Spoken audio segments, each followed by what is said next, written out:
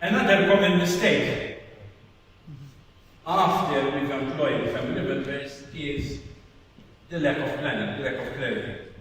We brought the family member in, what is he going to do? Right? And there isn't clarity into the role these members will have, but most of all, of the path they can pursue. Many times the mistake is done that they are either kept in the closet, or a worse mistake is that they are parachuted.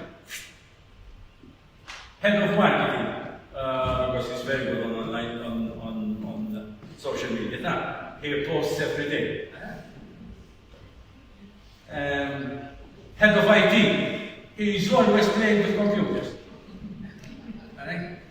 So we parachute people up well above their competencies. Right? And that is obviously no career path training. But I normally hear from, but you know, why should they come to work every day, but they do not command respect? And you're surprised? I mean, you're pushing them towards disaster. So we have a situation where many times family members join and their role is undefined, and there is no career path. There is an executive escalator, sort of, where even if they fail, they still make it to the top, okay? With no consequences. There are situations in the reverse, where family members are given opportunities and challenges, but although they succeed, they are not to expect any promotion, especially when the old guy is hanging on. This is a situation which many times I find, which obviously it's on the other side of the spectrum. This incentivizes the future generation.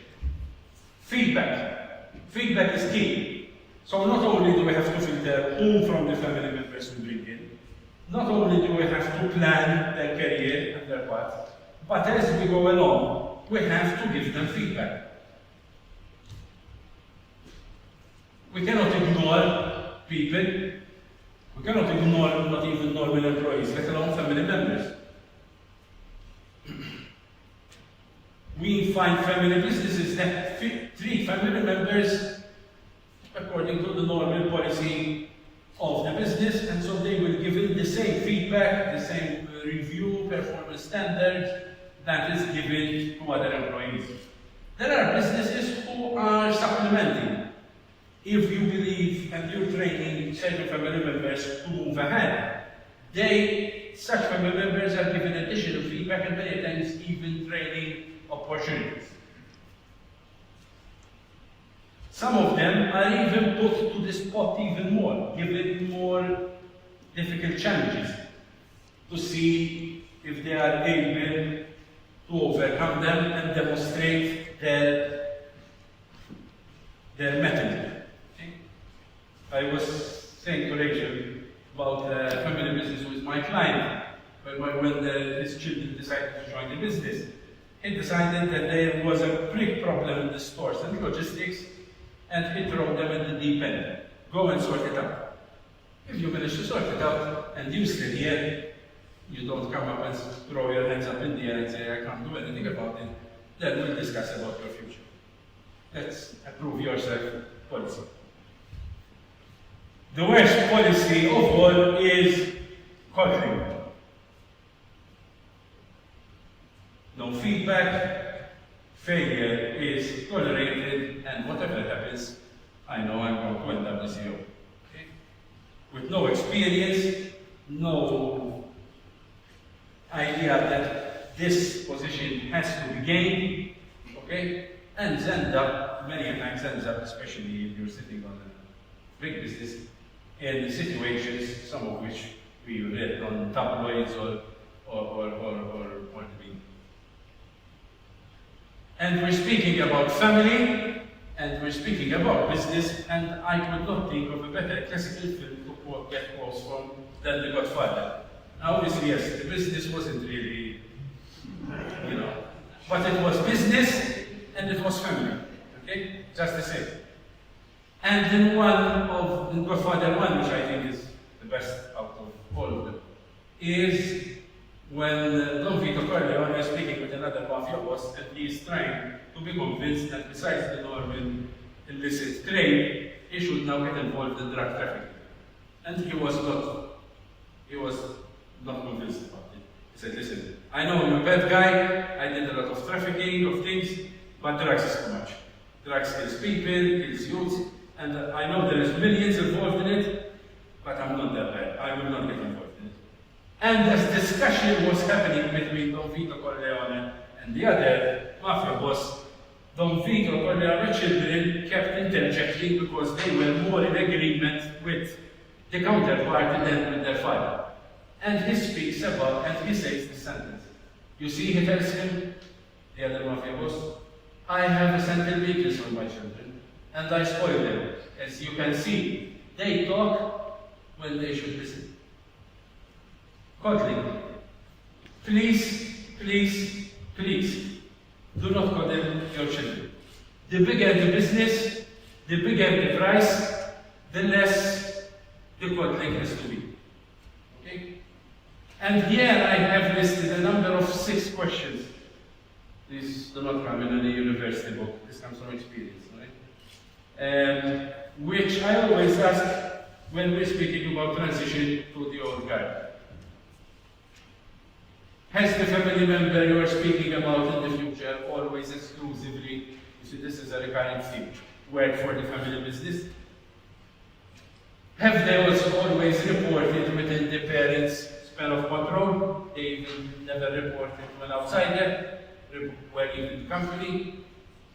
Have they never received formal feedback on their performance? I go to family business all the time. The son's off, set a meeting with me at 9.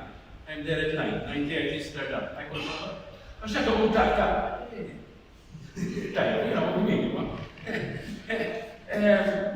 it's accepted. What if you were employed with someone else? You get about,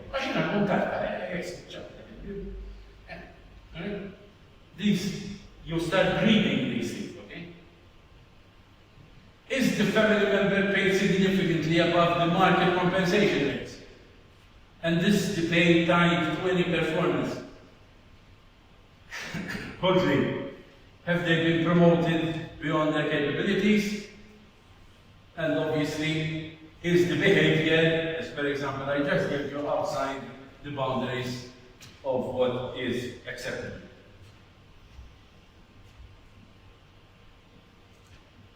And we come to compensation. Are family members being paid fairly? The question, the important word here is fairly. Fairly. Too much, too little, fairly. Because I mean both ends of the spectrum. Oh, I don't pay him father, I don't pay him much. I'm going to show you the deal. I mean, yes, right, they're living as well. And here I've listed some of the policies, if you can call them policies, of the way family business deal with this. Take what you need. There is no set compensation. You need to buy a car. You need to buy your property. All right? Market. This is when you realize that the business is structured. We pay market rates. Being the son of or the daughter of doesn't change a thing. Below market. Above market compensation. As my son has got used to a certain lifestyle. All equal. This is especially when we start hitting the third and fourth generation. And you have sons, cousins, nephews, nieces, whatever, and you don't have a structure, especially this comes in when time with the all-in policy. When everyone else comes in and we are sort of another jobs plus. you have an all-equal policy. Since everyone and his dog is employed, I cannot stay thinking about levels.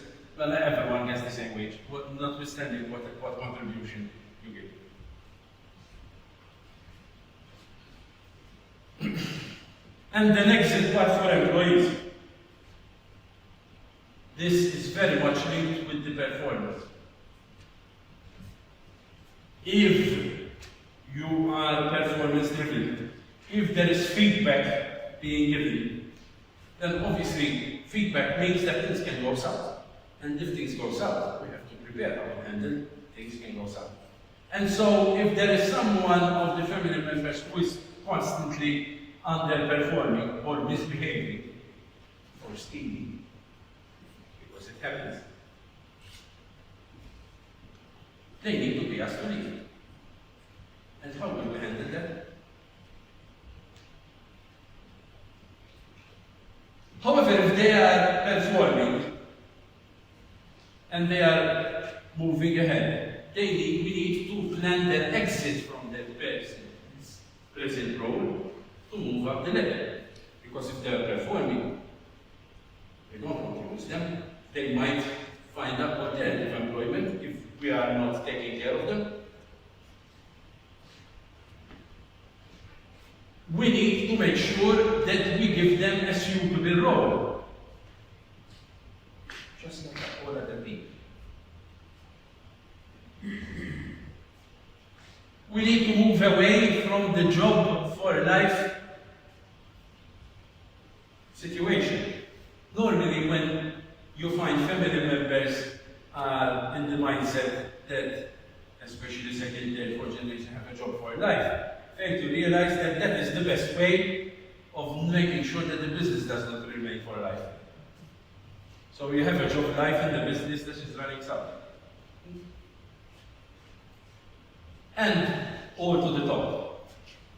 Not regarding, notwithstanding the performance, everyone is given a top role. And so, a family employment policy, and this is the Excel sheet, I'm not really good at designing. This is where Rachel is stronger, much stronger than me. A family employment policy needs to choose their policy within the sections. How are we going to attract the best breed from our family? What will be the entry rules? What are the career paths we're going to give them? How will we have feedback and development? What compensation we're going to give them? And the exit path. And we need consistency between the policy.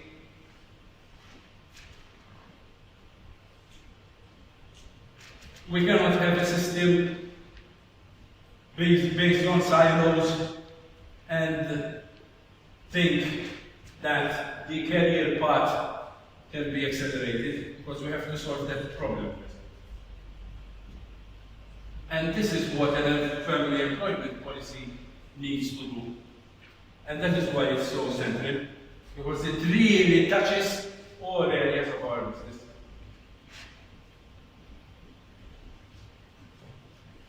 Preserving family wealth. One of the biggest worries of successful family businesses is, especially when the old guy know that, the sun is setting, have I created all this for nothing? Will it outlive me and outlive my future generations, or will they burn into the ground? Many a times it is one of the main reasons why they keep themselves stuck to the... And so, three key questions are: how do you protect what's generating, what's delivering? How to make sure that the wealth that has been built is not burned away, that lasts for generations? And how do you prepare the future generations, your family, to be responsible with wealth? If future generations have found wealth ready, but they have not gone through the notions and the sacrifices of building that wealth, how are we going to ensure that they do not take it for granted and burn it to the ground? I don't want to mention examples, but I'm sure even in the local scene, a number of examples come to mind. Protecting the golden goose. And I've seen a number of mistakes here when we become too aggressive. One of the biggest, the largest advantages of family businesses is that they think long term. They are not like the CEO of a corporate, whereby he has to prove himself for a couple of years, such as the other shareholding, whatever. They think long term. They not only plan and think long term for their generation, but they are thinking for future generations. And so, more than just immediate results, because results are important, we are interested that we are able to remain in business across generations. And so, if we are too aggressive on the short term, that can bring a number of risks. That can mean that if things do not go as planned, you do not survive. Especially if you have invested a lot just for an economic downturn, which links to debt. Why is there still this, especially in the old business, family business leadership, this repulsiveness of taking a lot of debt? Because whilst debt is important to invest, to grow the business, too much debt is restrictive. It can cripple you. You can lose the business completely if you have too much debt on your balance sheet and your business is not generating value.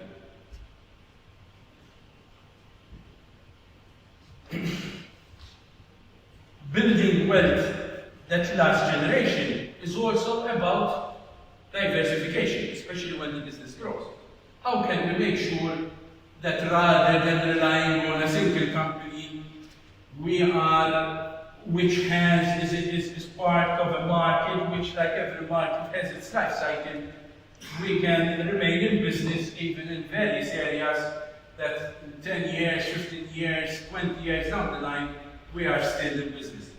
And so we built a portfolio. And many businesses did just that. When they grew, they built a portfolio of businesses in other areas. Also to have different cyclicalities. Right? And one business is compensating for the other. Finally, family businesses owners need to understand that while they have an interest in protecting wealth generated, they cannot keep it always in the business. And so they need to pay what I call a healthy level of dividends. How do we establish what's healthy? Hence, the dividend policy.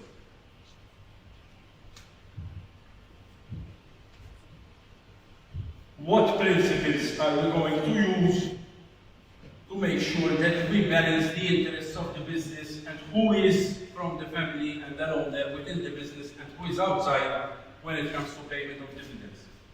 There is an obvious friction, obviously. Who is outside is more interested in the business and the paying dividends than in the business. And in reverse, whoever is within the business. And I've put some guiding principles here. Let us agree, and hence the importance of the dividend policy, on an annual dividend policy, which gives us a guidance of how we're going and what principles we're going to pay dividend on, rather than having some sort of fourth and fifth, sixth, 12 board every year. Right? For example, annual dividend is paid on 10% of your firm's free cash flow, because you can show a lot of profits if your cash flow is not there, because your money is still somewhere at your client sale, somewhere there, right? You don't have the cash flow to pay dividends.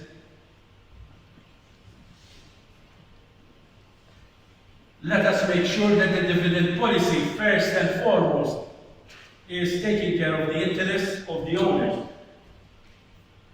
And so the owner need to communicate to the board of directors on what are their priorities when it comes to setting the dividend policy. Let us make sure that shareholders on the other hand understand the difference between an equity, the mush, and dividend. Okay? Dividend is not something you receive. Come rain or shine, come an economic downturn or whatever, you're going to receive it. That's the same. Dividend payments are at risk if the business doesn't perform. Ciao, ciao, arrivederci. Because that creates expectations. That makes sure that it does not create false dependencies.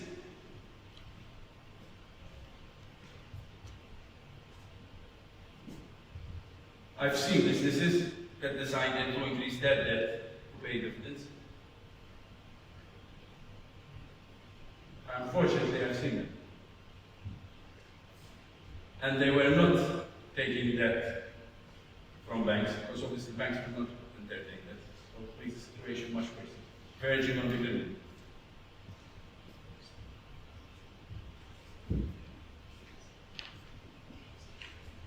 However, when it is possible to pay dividends, as long as you are preserving certain metrics within the company, pay them out. Because that is a way to keep commitment from the family owners to the business. And the dividend is a sure way to keep your management and your board of directors in check of what are the performance targets you are expecting from it. This is, as I was speaking to Marisa, where I was a couple of weeks ago in Ireland. And I came across this story, which is fascinating. My wife kept saying, "Come on, but I kept asking and reading about it." So in the middle of the Irish countryside, near a village, a very nice village called Killarney, whereby there are two lakes next to it, the big lake and the small lake, there is this house, built in the middle of the 19th century. And it was built by a very family business, wealthy family business owners called the Herberts.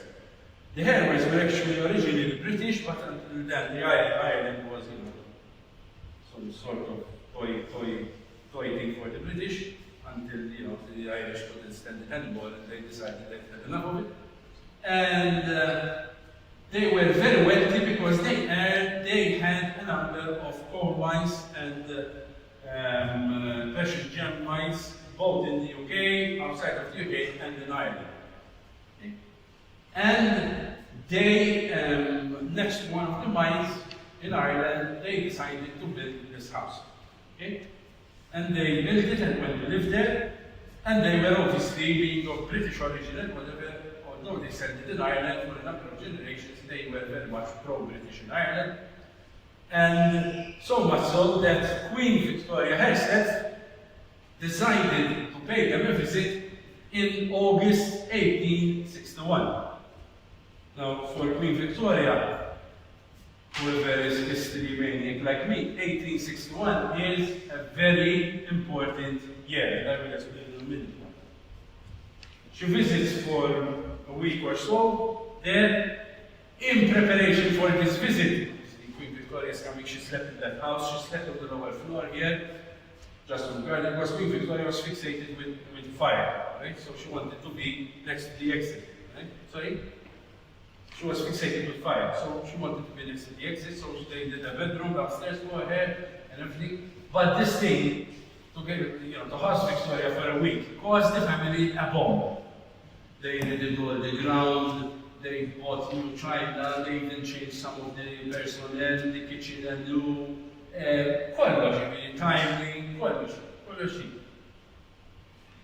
Herbert was hoping that because Queen Victoria visited, that he would be made an earl or a sir, which meant a lot of money. Unfortunately, what happened in 1861 that by end October, November, Prince Albert fell ill, and on the 10th December 1861, a few months after she visited, Prince Albert, who was Queen Victoria's husband, died. And Queen Victoria, from that point onward, fell in what we clinically call today a total depression. She never went out anymore, she grew extremely fat, she always wore black, she withdrew from all her public appearances until the very last day she lived. So little did she think about the Herberts, little did she think about his peerage or becoming an heir, his rapport. And this huge expense was so big on the Herbert family that by 1869 they had to sell the whole estate. And they lost Macross House, that's what it's called, because it's named Macross Lake. Macross House forever. Which obviously triggered something in my mind when it comes to preserving family wealth.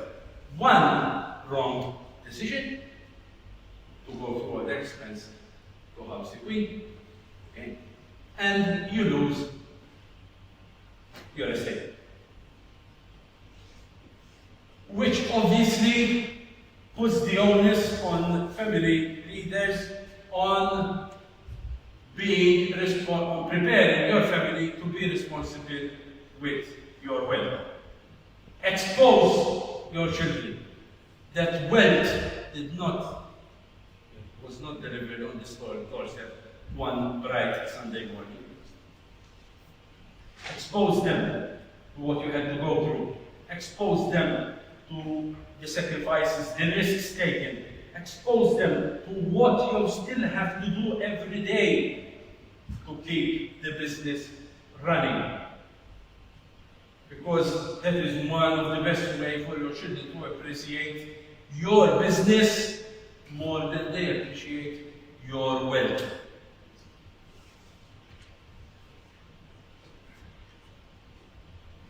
I always tell clients, let your children understand that the business they are about to inherit is there, not just for them, but it's a partnership between stakeholders, with clients, with employees, with suppliers, with the public at large.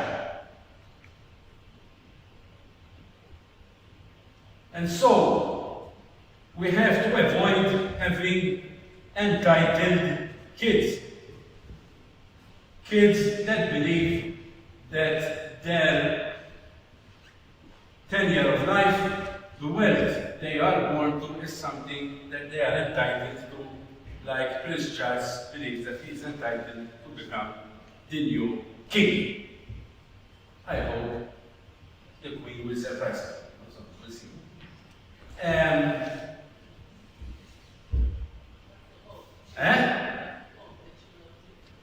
Yeah, well, it could happen. I doesn't think the Lord is really keen on gaining her company. Actually,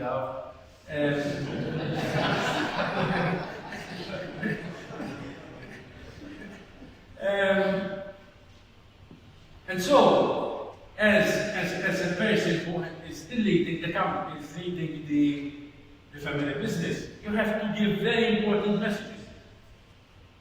That your wealth is not just for yourself, but also to help the community. In making sure, and this leads with what we spoke before about the past, that your children are earning their keep in the family. And so they have jobs. Possibly they have bosses within the family business that are not family members. Allow your children to do their fair share of mistakes, even within the family business. You did your mistakes in the family business. You will not admit it, but you did your mistakes, for sure. Let them have setbacks. There is nothing more educational than what I call my daughter, the University of Hard Knocks. And instill in them an attitude of gratitude, even to your workers. Gratitude is the antidote to entitlement.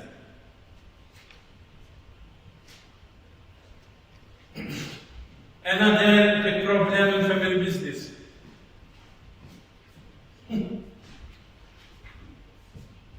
I have a client when my 9 out of 10, when I walk through the business, I hear shouting outside of the office. So I have taken to the habit that when I park, I call them. I'm coming in. Sort of, it's a cool it down, okay? Conflict. Well, conflict in families, even not just business, just normal families, is almost natural. But, so it's very rare that in a family business there isn't a level of conflict. However, what's problematic is that this conflict, what I call excessive conflict, explodes so much that rather than having constructive disagreements, we have a whole mess. Okay? And so I use these 3 questions to understand at what level of conflict we are at. Okay, we fight, we might not agree on the same thing, but overall, is there general agreement on the direction of the business? You may not be happy with everything. I mean, I've been married 18 years, and if I were to list the number of things I don't like about my wife, we probably will need another 3 sessions. And if she's a lawyer, if she were here or something, then I need 6. But that's hard to the point. Are decisions taken in a way that really takes as much as possible everyone's input? Yeah? And we are addressing, the biggest stumbling blocks, the elephants in the room. And finally, are the relationships at least strong enough that we are able to work together, to succeed together, to fail together, and to rise again together? Or are we firing insults via email and, not speaking to each other? And this is what I call, and I've seen it, and I've been up here, and went down there, and sometimes remained up there, and then the business is crashed, and sometimes we manage to go up here again. And what I call the conflict spiral. One, you ever heard the Dante Alighieri Inferno? Right? One cerchio is worse than the other. Okay? You're always going worse.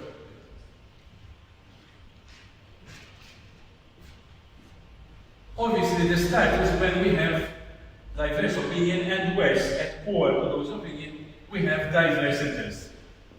We have different interests. My interest is to grow the business, because I have sons that want to keep working here. Your interest is to sell it. You don't have sons working here, you just want a very healthy retirement. Classic of cases in family businesses. Okay. So in this example, I have 3 in mind excluding. Right?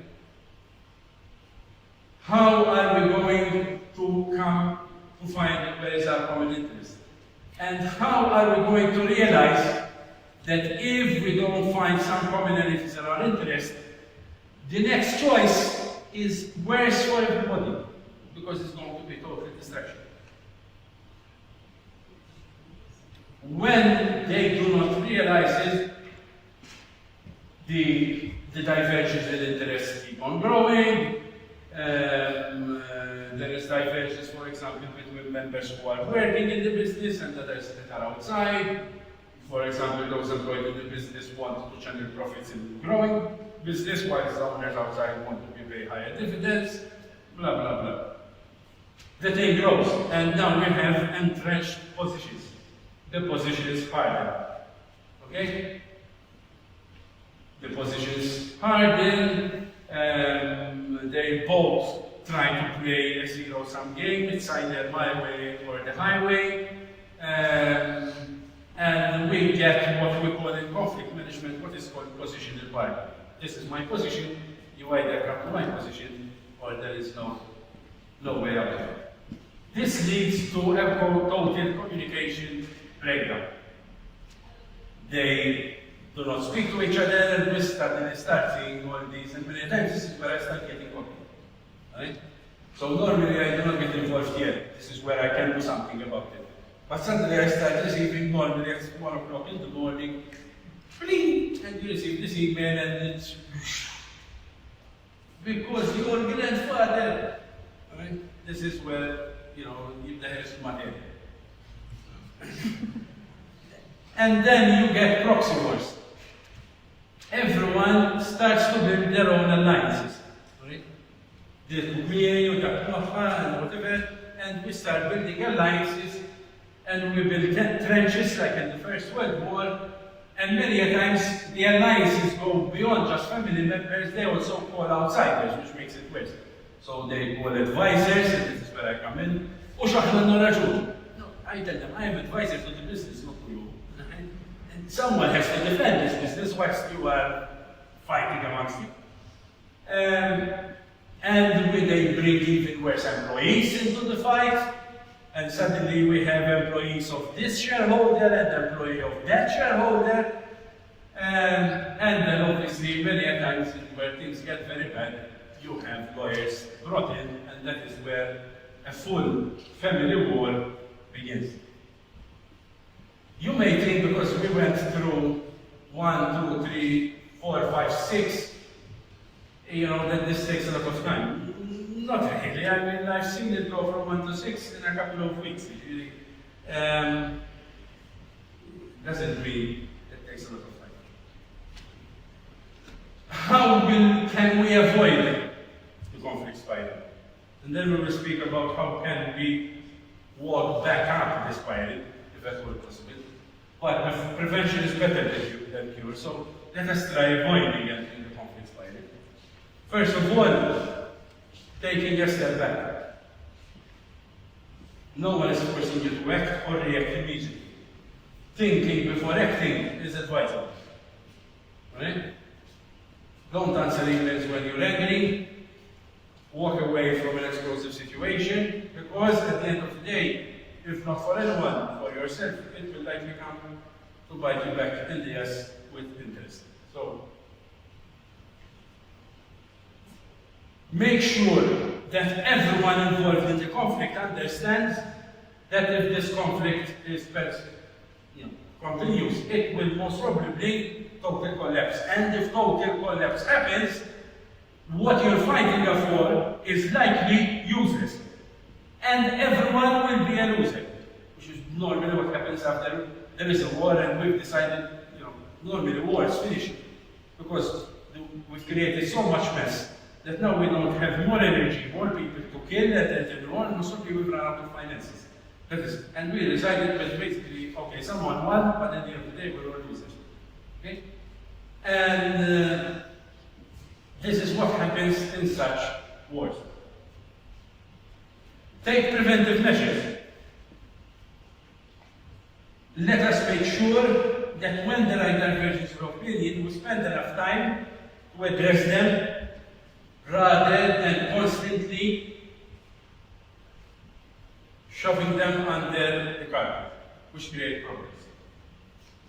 And hence why an employment policy, for example, is a sure way of being a preventive measure against these conflict spirals. And here I have listed a number of things which I think are important when it comes to moving, up the conflict spiral. Alignment for change. You're in a conflict spiral. Everyone is suffering. Do you want to remain suffering?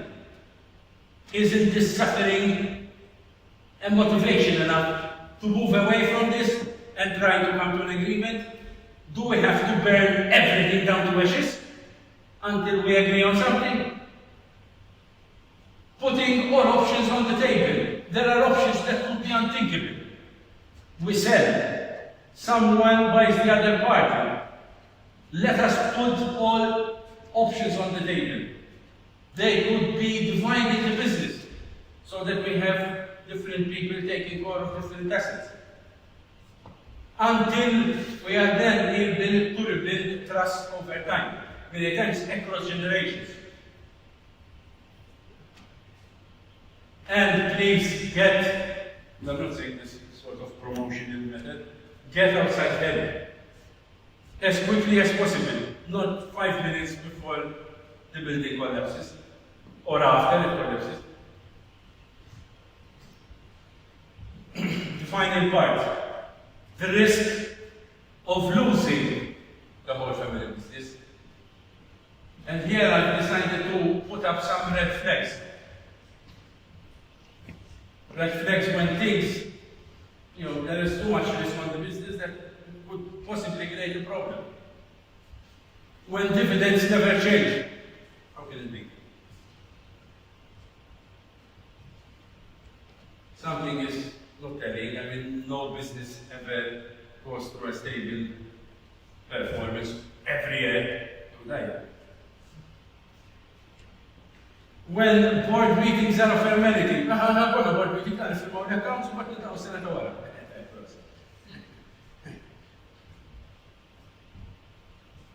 Board meetings are not a formality. What are the directors doing? What are they doing to make sure that they're pursuing the objectives of the owner? How are they keeping management in check? How are they taking care of the strategy of the company? What is the board's role? Sometimes I go to family business, they can't even understand what is the role and the responsibilities of a director. Director that process. When there is too little information provided, especially when you have owners who are in the business and owners who are outside of the business. As an owner, as a shareholder, you have a right to that information.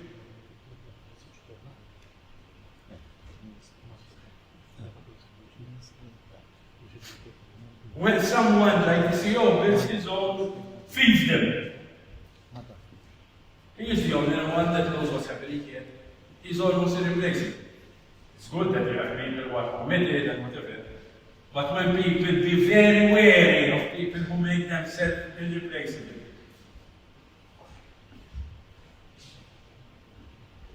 Because you will have to bleed when they decide to leave.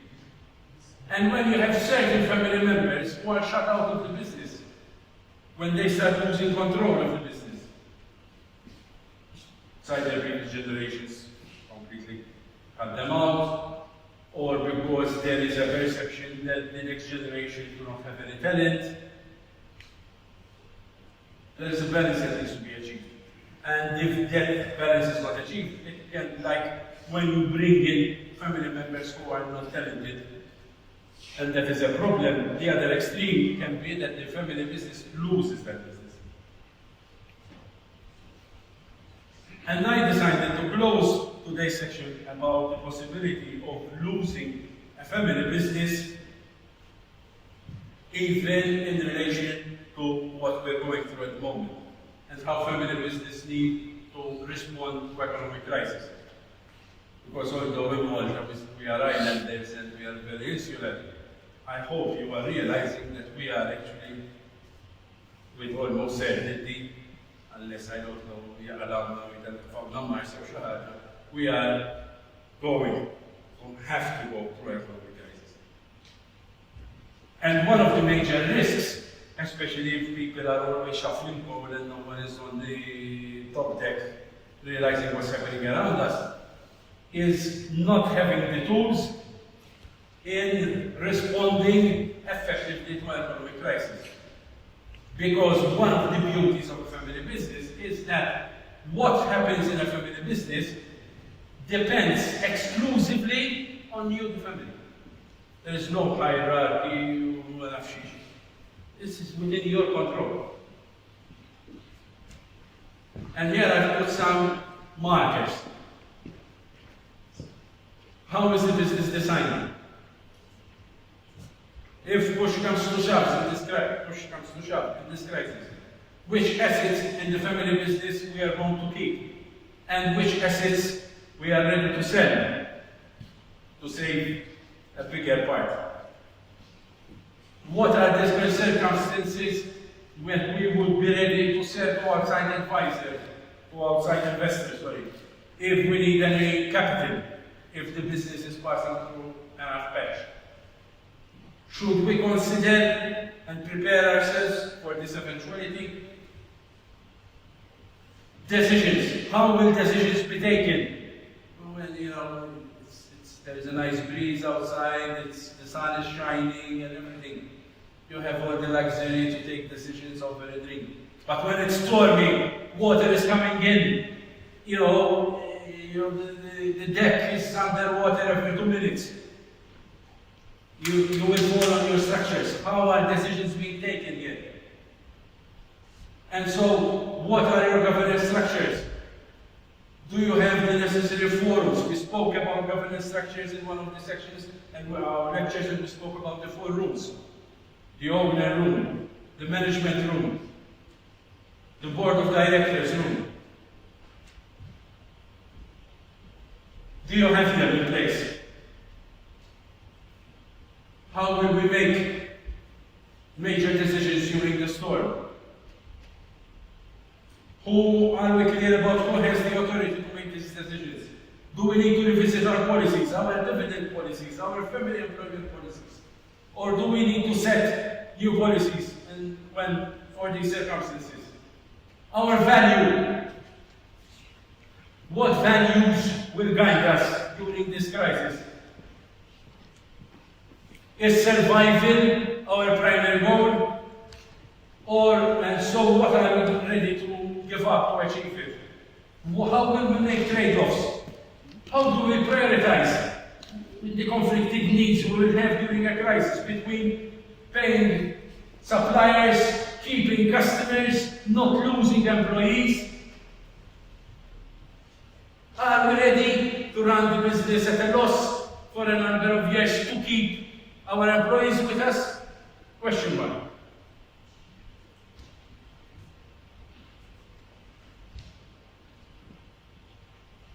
Information, especially during a crisis, it will become critical. How will we use information to build trusted relationship? How will we keep connected to each other and the family? How will we inform what's happening in the company to our most precious stakeholders, like our employees, who will be worried about their future? And transfer. If we are in the middle of a transfer of business, does this crisis mean that it's better if we postpone this transfer a bit? Because we need the experience of the old guard to keep their hands on the rudder? Or does it mean that we need to accelerate it? Because there is an element of conflict, we'd rather do without to be able to deal with the crisis. And a huge opportunity I've been preaching about. Like the pandemic, this crisis that will hit us will be an excellent opportunity to teach future generations in family business. Nothing teaches a sailor or a captain more than a storm.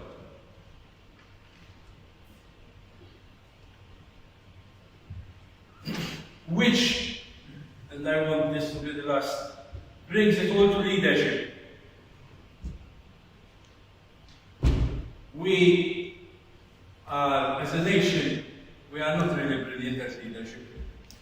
We are very good at avoidance more than leadership, unfortunately. Most probably because in our history we are always well led than us leading other people. But leadership is what brings all together, all that I've said today. Leadership in a family business is what connects the dots. It's what brings people together. It's what convinces other people to move off behind you and to be loyal to your ideas. It's not about whether a leader is charismatic or not. It's about the effectiveness of the leadership. What he or she stands for. And that is why I speak about servant leaders. Leaders that are there to serve the common good. Many times I get sick and tired walking into businesses. They're all speaking about this and that and that. Who is speaking about the business? The common good is the business.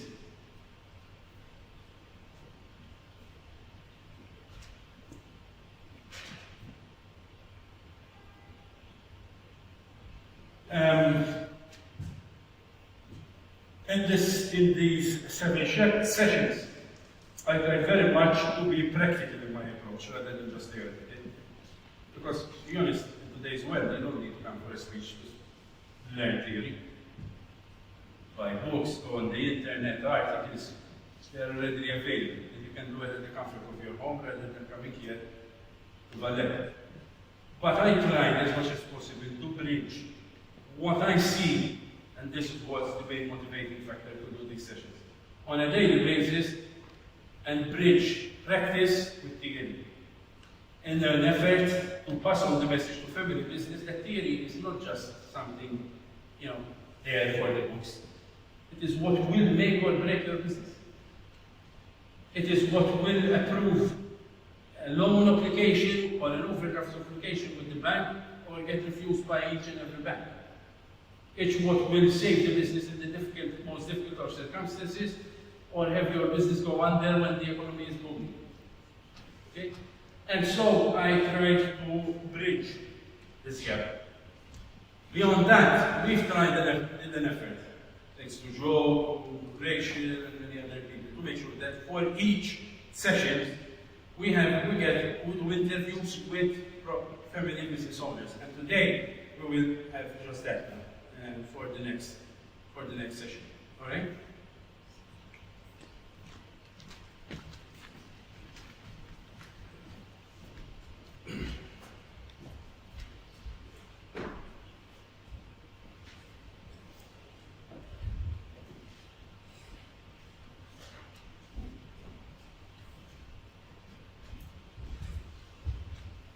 So in this session, we will have obviously Joe Gerada, who is the Family Business Office regulator. We'll have Marika from Wood Enterprise, who are partners as well in this event. Please, we have Hugh Arrigo from Antarctica Co, and we have Sam Walsh from Vortex. So we have at both ends of the spectrum, sort of. Regulator or enterprise, obviously issue a number of incentives to family businesses, and family business owners and operators themselves. In each session, as I said, we had a number of family business owners. Please go to the videos, we did interviews with them, and the rationale with the interviews was primarily to get their input. Because at the end of the day, rather than myself, they are the protagonists of all this. Okay. Now, I wanted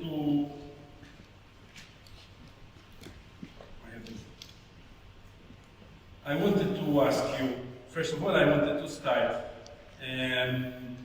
with the family business owners. Today, in the last session, we spoke of a number of topics. I mean, I spoke about family employment, preserving family wealth, risking of losing it all, conflict in family business, you name it. When you relate this to your experience of a family business, right? Which one of these, strikes home most? Which one of these is more relevant than the rest? Sam, and then you. First of all, thank you for having me. To get right to the point.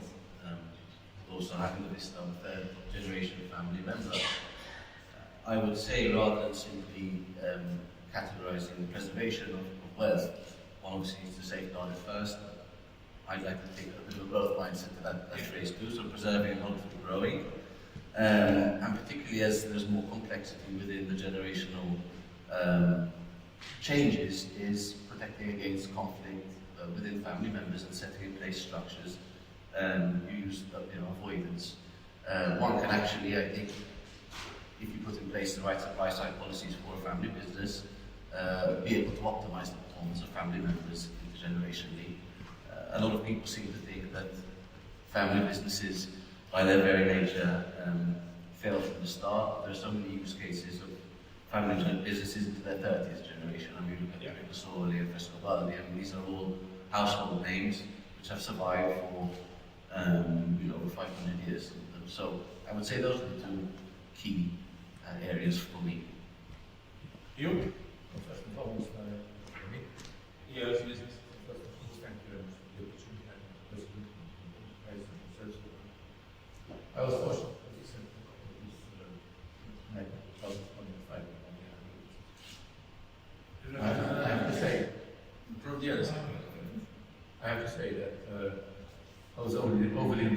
I looked at it twice. And there were instances when I felt we are very much engaged. There were instances where I felt that we were less engaged. My experience is that when I joined the company, we were just 22 employees. Today we're 227. So I commend you about this presentation. There is one key word which I found was missing. A family business of 10 employees, a family business of 50 employees, a family business of 200 employees, a family business of 800 employees. Although the Bible, the book that you have presented us, is very, very correct and very, very right, I think there has to be one key word is common sense. What I've seen over here about the conflicts, when I joined the Chamber of Commerce, we've been members for numerous years. I came to the Chamber of Commerce 10 years ago. I was the one who advocated intensely about the family business unit. So I'm very happy to see where we are today. And when I came here, I said, these are the big boys, the big players. And as we began to progress in our talks and in my functional involvement over here, I realized that many of the bigger players were many years back was from our company. 25 years back, we had engaged the chairman. And this chairman came along as a foreign, an alien, and he introduced these family councils, good governance. He introduced all these measures, which much of what you have said is to me elementary.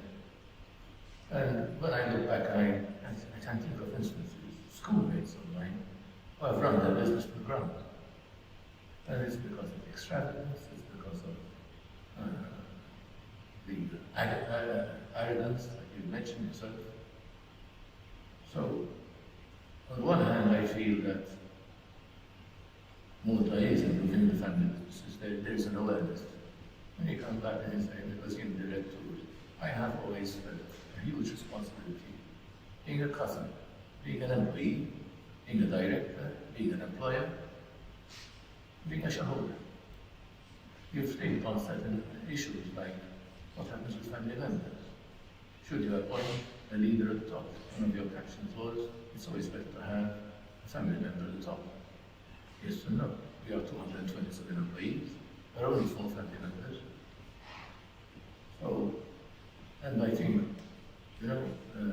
much of the conflict that you've spoken about can be avoided when you have a referee, a professional referee. And I think many, many businesses are still very, very backward in acknowledging their weakness because they are the owner, their money is with the company money, their son is with this, and one of the things I insisted that my son, if he were to go into business, spend 6 years out of the business. Spent a year in China, spent a year, 4 years somewhere else, 3 years in the UK, and he came here. That's where you capture the involvement. When I began working in the business, I voluntarily wanted to empty containers. I voluntarily slept on the floor in Libya. Oh, you have to be street. You're running a family business. You can't just come up and say, I'm the boss here. It doesn't work that way. In family businesses, you have to be streetwise, you have to go down to all the levels, and you have to perform at all levels. The big disability is obviously the family. I think the biggest key word that we left out today is common sense. If there's a family business without common sense, and they don't exercise common sense, you go down to that part that you mentioned before, about going into advocates and conflict. Mamma mia, I wouldn't think about that. That's very, very frightening. So I don't know if I've answered your question. I gave a bit of a resume of what I felt about your presentation today. Well, you hit on some points which relate to your business, so indirectly you answered which is the same, although in Hugh's way. Yes, obviously on this side, we don't have family business owners, but obviously we have people who deal a lot with family businesses, especially Joe. Joe, being the family business office regulator, meets family businesses on a constant basis. What we said today, Joe, how much does it relate to the experiences in your interactions with family businesses? Well, obviously it relates a lot. I think I mentioned this last time. Obviously, each family business will go through different experiences. It's nice to hear you here say that, you know, these things, certain things that we mentioned today, certain good practices that we mentioned today, are things which for them today are normal. Unfortunately, many family businesses are not able to say the same thing. A lot of family businesses still have not introduced certain practices. A lot of family businesses still think that if you are a family member, you are entitled to be part of that business, regardless of whether you have the capabilities or not. But just because you are a family member, you should have a job in that family business. And so, yes, every family business will go through different experiences. Some will find conflict as the biggest issue they have to deal with. Others will find that the lack of creativity within the business, the lack of diversification in the business was their downfall over the years, for example. So it's not a one-size-fits-all situation. Every family business will go through different experiences. What is good about what we've been seeing over these past 7 sessions is that what we spoke about are things which luckily are not unpredictable. Okay? These are things we can prepare for. And this is the nice thing about these sessions. We are hearing, we heard from Silvan, we heard good practices from certain family businesses, telling us, listen, there are things which will not come on you like COVID did or like an economic crisis will. There are things which you can prepare for beforehand. Now is the chance to start looking inwards towards our business and to see, okay, if you has been saying that for the past 20 years, 30 years, the family business has developed in such a way that now there are 2, 3, 4 family members only in that family business, and there are 200, 250 employees who are not family members, and that business is successful. It's gone from one generation to the and they must have done something right. And if we haven't managed to get there, or if we're fearing moving to the next generation, then we must be doing something wrong.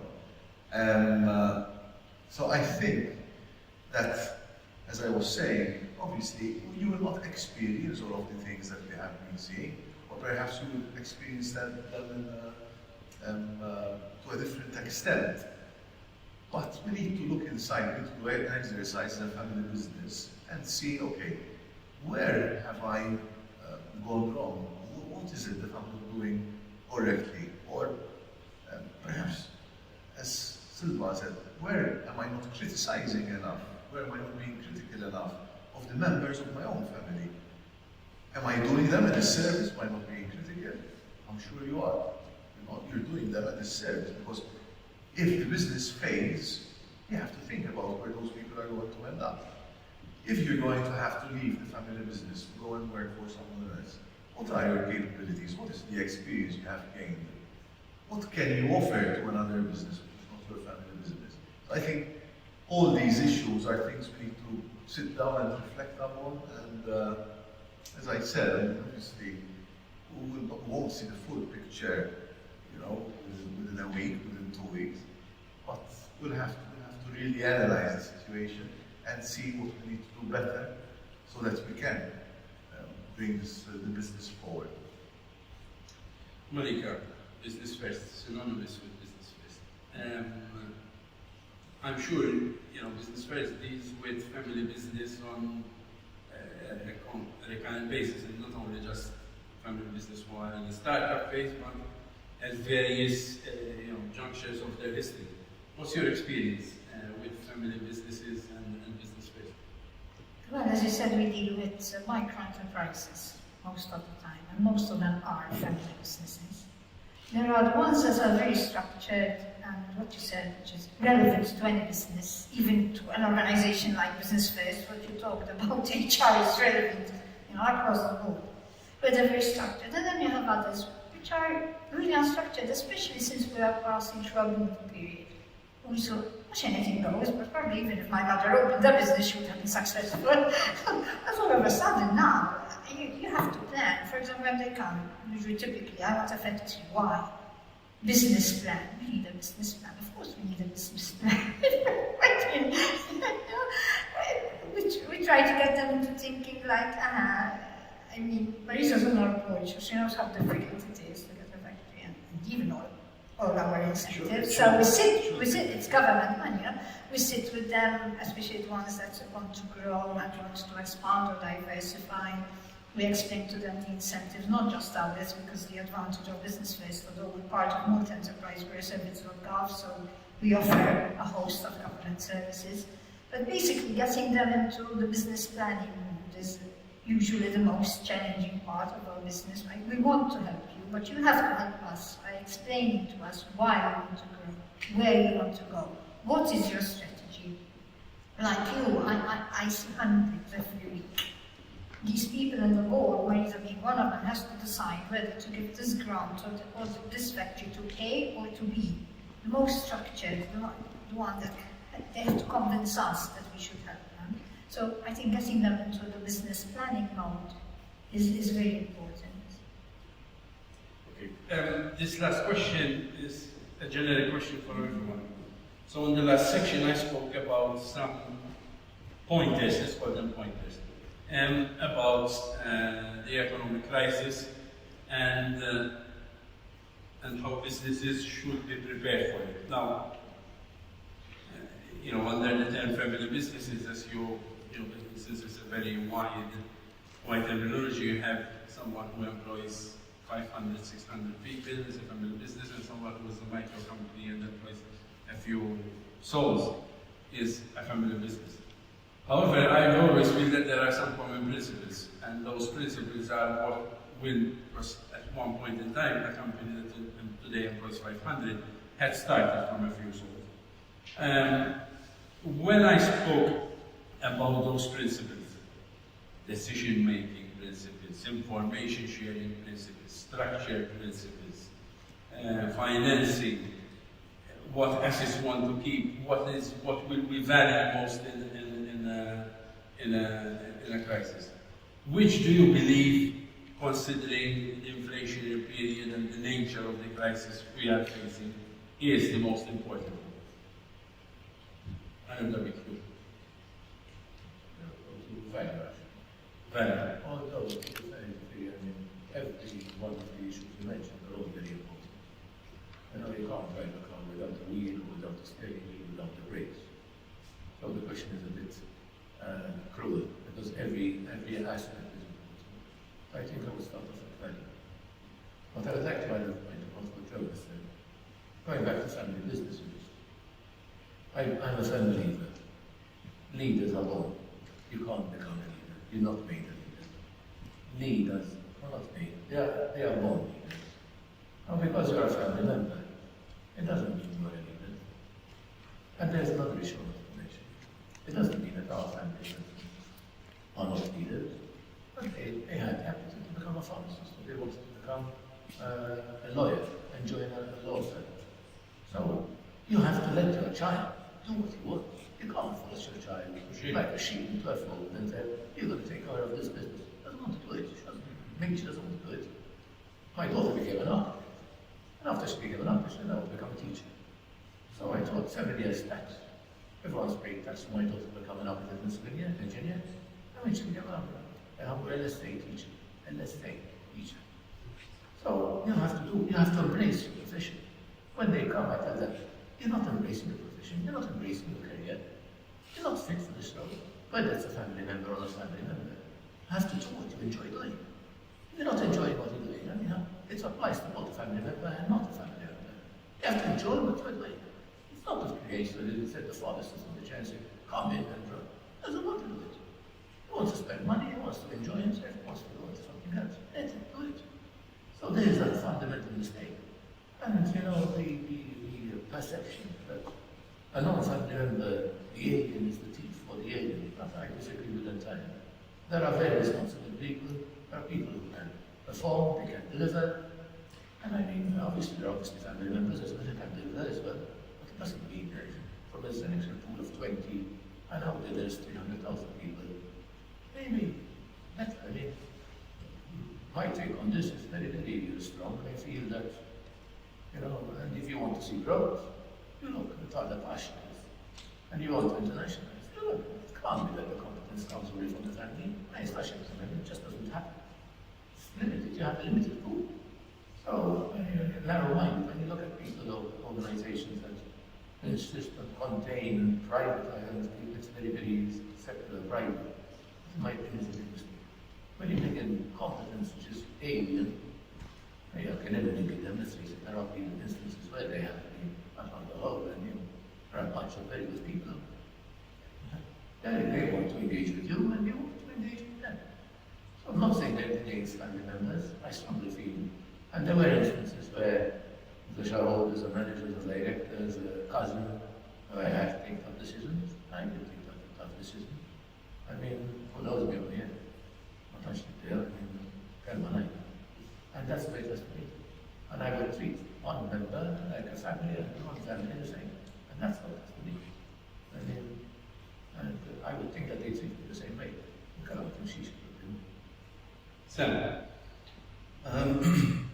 I don't want to give a stereotypical approach. I think the value drivers, let's assume that the status quo we're achieving those in the context of crisis. I think even the definition of crisis, for many, we had a quick chat earlier, Gerald, didn't we, that if you plan in the right ways, crisis is actually more of an opportunity than a crisis. Yep. And today you mentioned information management, how fast it's flowing. So those more savvy amongst us, and I'm not suggesting that's me, there are wiser older foxes in here who I'm sure would have wiser tales to tell, that there's opportunity in crisis. I think the biggest threat to family businesses and to enterprise in general actually is a new phenomenon, that's the speed of change.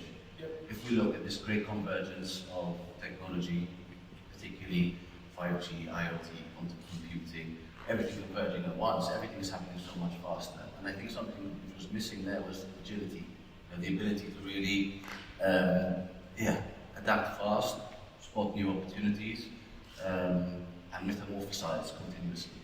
And try to do that whilst leading not just a servant leadership way. In my opinion, transformational leadership is super important as well. And often that comes from, in a family context, taking time to mentor, to motivate, and where you have self-motivated people within the family, harnessing them. I mean, if I just quickly would end on this note, I think the biggest gift that happened to me is I left home at 7 years old, was brought up mainly by my nan because my father was working so hard. And it teaches you two things, respect is earned, not given, because you're in a room with 8 other guys from all over the world. You need to share everything and you need to be tolerant. And the second one is to self-motivate. I had no one chasing me to study or to earn extra money. So those two things, I think, for young family members, if you can harness those things, will be very, very useful, no matter which family business you participate in. This point about information is extremely important. One of the biggest problems I find wearing the cap of a family business advisor, where obviously I work in various family businesses. Obviously, not every family business is the same, and they all have their stories, and they all believe that they are so different from each other, when in actual fact they are not. Is the importance of information. And I can already assess family businesses who will have a big problem to change and adapt if they are not able to have monthly management accounts in time. How can you change and adapt if you don't have the most basic of information and in a timely manner? Many times in these businesses, accounts are a post-mortem rather than a guide to the future. We did bad, we lost a lot of money, we have a cash flow, yes. Look, your accounts of last year tell us what. Yes, very good. And probably by the time we're discussing it, things are much, much worse. Unfortunately, this is still the reality. And I'm not speaking about businesses that employ 10 people, I'm speaking that employ 50, 80, 100 people that are in this situation today, unfortunately. I keep preaching, and I'm going to pass the message even for who's following this discussion online, that it will be very difficult to to adapt and change and survive whatever is coming at us in this scenario, in this environment, with this modus operandi. Very, very true. Many times they engage me as a family's advisor because there is a symptom because as a result of this way of working. Normally the symptom is cash flow. That is the main symptom. We have a cash flow problem. Yes, you have a cash flow symptom, not a cash flow problem. The problem is coming from other things. And then we start going into, and I have to make a decision whether the situation is salvageable or it's putrefying, basically. And it's beyond salvation. So that is an aside, but I wanted to pass on this measure because I think it is extremely, extremely important. Esther, I wanted to use this question also to you because I'm sure your position is business first. And most probably, as you already hinted now, that the situation will not remain as rosy. And in your position of a family business office regulator, you will meet even more often these circumstances. So I wanted your take, Joe, and then Lee. I'll take basically from what he was saying, what Sam was saying. I think we need to connect the two. So agility and the ability to take decisions in a fast manner. I'm not one of those who really believe in Bil Hazin or Rajil Tayyib. It happens sometimes, but I'm not really one of those who profess that philosophy a lot. But in reality, I think the fact that we had COVID just a few years ago, I think no one ever expected to be in a position to put into practice so quickly what we have learned then. I hope people will actually put into practice what they have learned during COVID. But one thing that I have encountered during the COVID period was that at the beginning there were a lot of businesses who were so shocked by what was happening that they didn't react. Some of them had to close shop, some of them had to close their doors. As time passed, and as the cash flow problem started to grow, they started realizing that if they're going to survive, they have to be proactive. And some of them came out of that, going back to what Sam said, by taking advantage of the crisis and actually turning it around and developing perhaps even some new products, some new services. Some of them who had been, dragging their feet on using the internet, using e-commerce, suddenly had the time to focus on that. So I believe that in times of crisis, the ability to act fast and to take tough decisions, and I'm going to refer to something that Silvan referred to, the ability to take tough decisions and to be able to choose and listen. Perhaps this line of business does not make any more sense, and unfortunately that's going to mean to let go of certain people who are managing that area, or to retrain those people even better. But unless you are used to taking tough decisions, you're not going to be able to take tough decisions overnight. And being, as Hughes was saying before, being able to lead is not something that you learn overnight as well. I also believe, as he was saying, that leaders are born leaders. Some people have to learn to become leaders. And so obviously, if you end up in a position where you have never taken a tough decision, you have never dealt with dealing with family members and criticizing them and telling them that the way they are working is not conducive to good business, you can't expect in times of crisis to be able to take all these tough decisions. So it is something which has to be, which we have to make part of what we do on a daily basis, especially if we're going to be in the leadership of the business. It's something that takes time, something that you have to put into practice on a daily basis, so that when it's time of crisis, when we need to take those tough decisions very quickly, then we can go ahead and take those decisions. So I think those are the very important elements.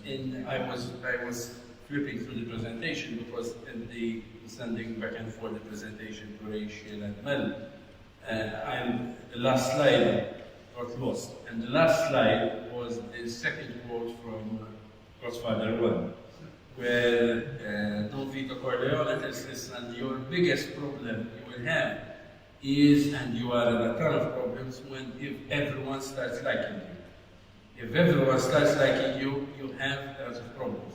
Now, obviously, when you're a mafia boss, you have to run the ship by fear, so we were speaking about that.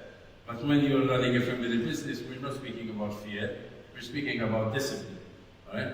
And if you want to run a disciplined venture, being liked, unfortunately, by everyone, is not on your menu. Monique? I think a lot of what has been discussed today makes sense, as I said, for any business and organization. I think in the current situation we are in, finding and retaining talents is becoming more and more difficult. It's becoming difficult even for us. We're a governmental organization, imagine yourselves in the private sector. So I think harnessing talent within and outside the family, as you said, is extremely important. I mean, you mentioned Queen Victoria. Queen Victoria didn't have Queen Center at all. Probably, if she had a choice, she would not have made him king. But he wasn't a bad king after all. So there are the extremes. There are the ones who don't believe their children can make it, and they have capable children. And there are others who think that, just because he's my son or she's my daughter, she should be my business, which could be a recipe for disaster. This sounds racist. And even, for the employees, because let's admit it, no one likes to be led by somebody who's not competent just because he inherited the business from his father or his mother. So I think identifying talent and retaining talent is key to any organization. I think any organization, any business is as good as its people. It's not being a family business, it's more difficult. As I said, HR is difficult for everyone. I didn't like the sweet to tell a 52-year-old that he did not get a promotion that a 32-year-old got, a female bishtasha. It was even difficult for me. Imagine if it was my son and I had invite him over on Sunday with his children and cook him lunch on Sunday. So it's even more difficult if he's a family member, thinking, I'm very sorry, but she's more capable than you, and so she got the promotion. So, putting in the family dynamics doesn't make it easy, I guess. And what you've hinted at is brilliant, how we raise your children. Running a business is difficult. Families, as you said, conflict, so putting them together is not easy. I like what you said, that there should be contracts, that everyone should have, there should be a policy. Also, we encounter, for example, a lot of females that help, usually they're females, in the micro business. For example, the husband has a restaurant, she works as hard as him, but she doesn't get paid, she doesn't know national insurance, then either the marriage goes somewhere, or he dies, and then what about her pension? So it's important that from one end you have people taking money galore, like you said, but there might be other family members who are contributing and their contributions are being recognized. Yep. So it's very important that everyone has a proper contract, whether they are internal to the family or external. So I think, I don't come from a family business, but I think that is, HR is difficult at the moment, and finding talent is difficult for everyone. And I think in a family business, it could be a bit more challenging to face your family members and it's not you deep your dark on your neck, pull your socks up, and you have to deliver like everyone else. Thank you. Thanks to everyone. I would like to use this few minutes to thank a number of people because this was something that Joe and I have been thinking about for a good number of months, if not a year. And now that we're at the end of it, it's a bit nostalgic. First of all, I want to thank the Honourable Minister Miriam Dalli, who, when this proposal was presented to her, she believed in it, and she even attended the presentation of the press conference which launched this event. I wanted to thank Moat Enterprise, who partnered and were from the beginning part of our discussions to have this done. Obviously Joe, because Dr. Joe Gerardner, besides being the Family Business Office Regulator, also sits within the Family Business Committee at the Chamber of Commerce, and so we're constantly discussing on initiatives and what we're doing next and how can we train family business more and pass on their message, whatever. And there are plans for other things besides this initiative. And I thank him a lot because he was there from the start, and he is always there when you need him, and very approachable, and I thank him personally. I also wanted to thank the Chamber of Commerce for believing in this initiative, Marisa, Martes, because they believed in this committee, they believed in the program we presented to them, whereby this was one of the key initiatives, and they were always very much approachable and supporting me and the whole committee in making sure that we have all that we need to move forward. I also wanted to thank the family business owners and representatives who came to each session to be interviewed and found the time to give in their input. Some of them are here, like Marcel, like Alistair, and there are others. I wanted to thank all of them because they made the whole experience much better with their input. And finally, I wanted to thank Rachel, who is, I don't know what you call her, a tiger, a driving force, and an infinite source of energy. Because without her input and taking care of all the details, bridging information between one entity and the other, it would have been impossible to make it happen. So Rachel, thank you very much because you are irreplaceable. That's it from my end. I think we have some closing remarks from BNF, who are also sponsoring the Family Business Committee, which I wanted to thank, and they sit on the Family Business Committee, and they also give the bank's input as a leading bank that deals with family businesses all the time. And so obviously through George Bono, who couldn't be here with us today because he's abroad on bank business, they give a lot of very, very valuable input from what they see about family business, what you're speaking about business plans. It's the same feedback we get from the bank when it comes to business. I run a session 3 times a year on family businesses and business plan, and it's almost full up. So there is still work to be done on that front. Okay. I would like to thank Silvan because Rachel is a tiger, he's a lion. He's been pushing the initiative. If it wasn't for him, I would say it wouldn't have happened. I can honestly say that. We used to meet in the mornings. He put all together all this plethora of knowledge that he's gained over the years on family businesses. He took the time to prepare these presentations. So Silvan, I really want to thank you, and I look forward to working on developing what we have started, because I'm sure this is not going to be the beginning of the year. To developing this further, hoping that with the tweaks that it requires, we'll reach more family businesses and we'll pass that message to more family businesses so that they will achieve success, just like so many businesses, family businesses, who spoke over here over the session that we have presented. Thank you. Very good.